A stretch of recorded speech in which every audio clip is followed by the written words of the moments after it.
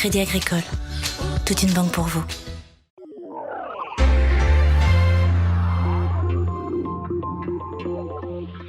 Aujourd'hui, on est à la journée savoyarde des réservistes en lien avec l'université Savoie-Mont-Blanc. L'idée, elle est de proposer aux étudiants tous les métiers de la réserve dans toutes les armes et dans toutes les forces de sécurité intérieure. C'est à la fois quelque chose de citoyen parce qu'on sait que notre pays peut être confronté à des situations de crise et on a besoin de l'engagement des Français, mais c'est aussi un moyen de renforcer le lien qu'il y a entre les générations qui nous suivent, la génération des étudiants d'aujourd'hui et les forces de sécurité qui font au quotidien un travail remarquable. J'ai commencé la réserve il y a maintenant 5 ans. J'étais d'abord dans le Calvados avant de faire une demande de changement de région et je suis arrivé dans la région Rhône-Alpes depuis maintenant 2 ans. Je suis étudiant sur le campus du Bourget, ici au Bourget du Lac, en master électronique et je continue à faire de la réserve en Isère. J'ai été étudiante, donc j'ai fait un master. Là, ça fait 3 ans aujourd'hui que je suis réserviste. Donc sur mes 3 dernières années où j'étais en études, je posais des jours. Donc à voir avec l'école, je les avais prévenus et je posais des jours pour pouvoir être disponible au niveau de l'armée, quoi. Donc selon le volontariat à l'armée, ils sont très ouverts pour ça. C'est très adaptatif, c'est-à-dire qu'ils nous proposent des jours. Et derrière, si on peut, donc selon nos disponibilités, on s'inscrit. La JNR, en fait, a démarré en 2016 par une convention qu'on a signée avec le ministère de la Défense, convention qui vise à, en quelque sorte, favoriser l'engagement dans la réserve des personnels et des étudiants de l'USMB. Elle leur permet, par exemple, avec un préavis plus court, de s'engager plus longtemps dans les périodes de réserve au sein de leurs unités.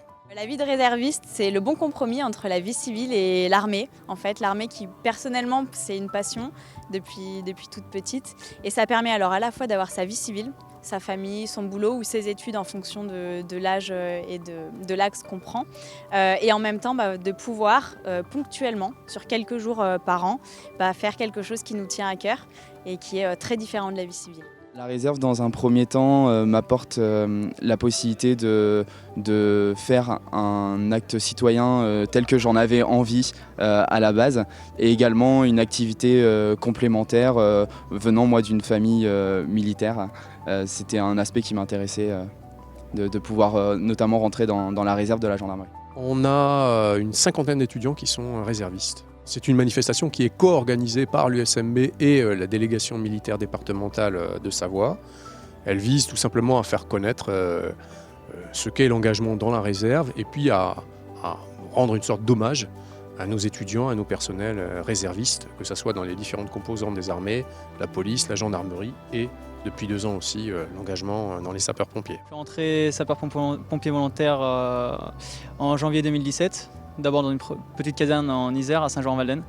Et lorsque je suis arrivé sur la fac en septembre l'année dernière, j'ai candidaté pour la caserne de Chambéry et donc j'ai été incorporé au mois d'octobre 2018. J'arrive à jongler entre mon activité de sapeur-pompier volontaire et la fac, essentiellement prendre des gardes de nuit et en journée le week-end ou les vacances scolaires. Ça m'apporte un plus puisque comme je suis en formation en STAPS, je me retrouve à avoir des connaissances de secourisme qui sont importantes dans l'encadrement de personnes.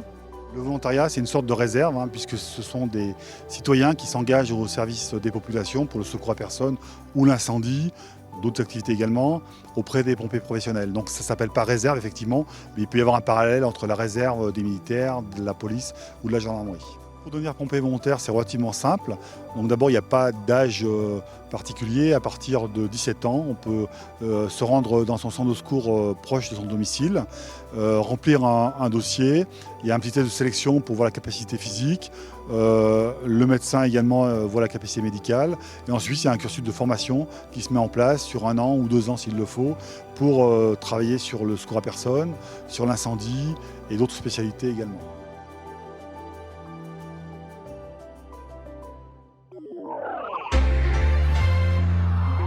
C'était votre reportage Savoie News avec le Crédit Agricole des Savoies.